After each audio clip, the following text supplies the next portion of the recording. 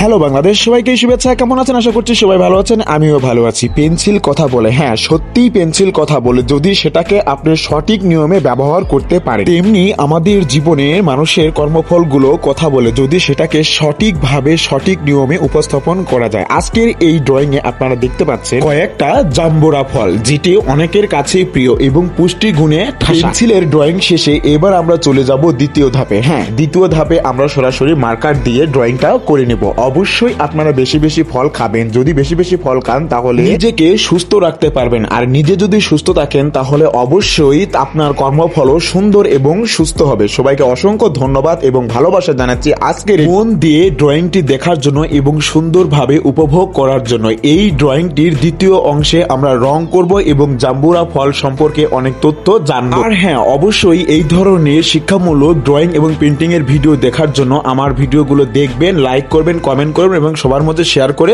ছড়িয়ে দিবেন।